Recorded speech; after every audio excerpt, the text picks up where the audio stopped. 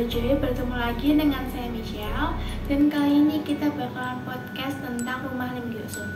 Jadi kemarin saya dan tim Joy mengunjungi sebuah rumah peninggalan Lim Gyosun yang dulunya bekas pabrik sigaret, terutama di bagian kertas rokoknya. Nah, bangunan rumahnya ini masih asli dari zaman dulu, tapi saya dan tim emang nggak diperbolehkan masuk sama penjaga rumahnya karena banyak bagian dari rumah ini yang udah mulai rapuh. Jadinya saya dan tim cuman menyusuri di bagian depan, kanan dan kiri dari rumah ini aja. Nah, di bagian atas teras rumah ini terdapat kaca patri yang bertuliskan LGS yang merupakan inisial dari Lim Gyosun. Nah, saat di sana, saya sempat melakukan observasi dan yang saya dapatkan adalah residual energi sebelum rumah itu menjadi milik Lim Gyosun. Jadi rumah ini tuh dulu tuh enggak sebesar sekarang, karena kan Lim Gyosun kan bangunnya kan buat pabrik, jadinya dibikin lebih besar. Tapi dulu itu kayak cuman rumah biasa gitu.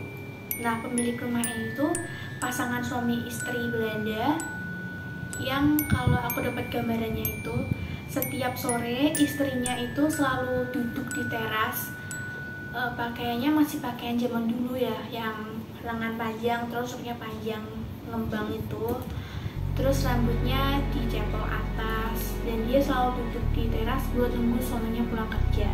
Suaminya ini setiap pulang kerja naik sepeda ontel dan pakaiannya itu kayak setelan jas dan pakai topi khas Belanda gitu ya, kayak topi pantai itu kalau misalnya kalian tahu. Tapi pasangan ini tuh pindah dari rumah tersebut karena kayaknya si istri ini tuh keguguran, jadinya mereka mau meninggalkan kesedihan yang ada di sana dan akhirnya mereka pindah. Setelah itu ada keluarga kecil Belanda lagi yang tinggal di sana. Bedanya keluarga kecil ini tuh punya anak perempuan yang masih kecil. Nah, pas di sana itu aku juga ngeliat ada spirit anak kecil yang lagi lari ke arah pohon di depan rumah ini.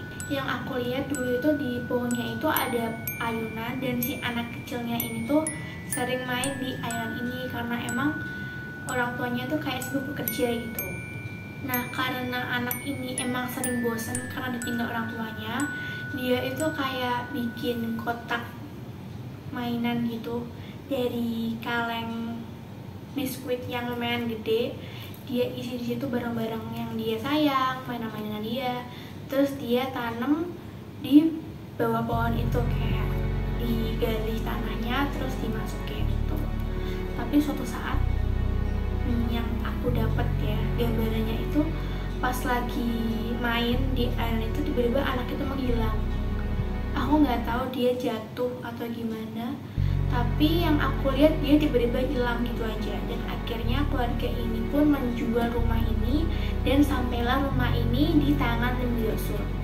Dan setelah saya melakukan observasi, saya mendapat informasi bahwa rumah ini tuh dibangun tahun 1852 dan memang pemiliknya itu seorang Belanda. Kemudian di bagian samping di rumah ini tuh ada bangunan yang mengingatkan saya tentang Bandang Willem. Dari bentuk bangunannya ini, kalau kalian ingat di Bandang Willem itu kan pintunya bentuknya setengah lingkaran. Nah, itu juga ada di rumah ini. Dan dari residual energi yang aku tangkap, itu ada vibes kayak orang yang lagi berangkat kerja masuk ke pintu itu. Kalau aku lihat dari luar, aku ngeliat ada satu spirit noni Belanda pakai dress panjang kayak bajunya Vivian di koran sebelumnya, tapi warnanya hitam. Dan dia cuma lewat aja dan dia nggak ngomong apa-apa. Aku udah berusaha komunikasi sama dia, cuman dia diem aja. Nah, sahabat Joy, dulunya Lim Gyosun itu terkenal sebagai orang yang ringan banget. Salah satu kebaikannya yaitu membantu pembangunan sekolah Tionghoa dan juga kontak. Dan pada masanya pabrik Lim Gyosun ini memang lumayan berjaya, dan sigaret produksinya ini telah dikirim ke belasan pabrik rokok di kota Semarang.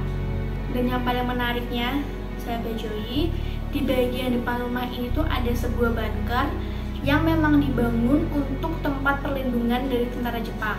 Kalau yang aku lihat sekarang sih nggak terlalu banyak residual energi di situ, karena emang sekarang bunker itu udah terendam air, karena mungkin dulu itu tanahnya nggak setinggi sekarang ya.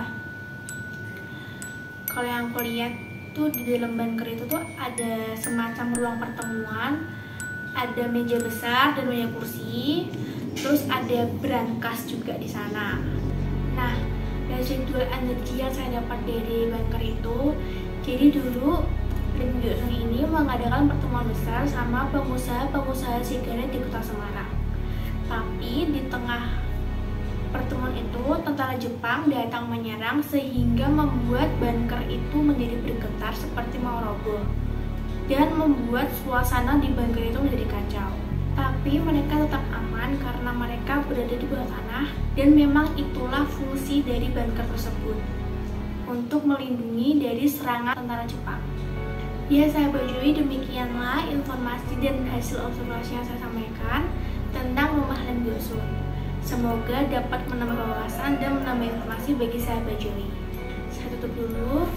Assalamualaikum warahmatullahi wabarakatuh. Salam sejahtera, salam rahayu, rahayu, rahayu.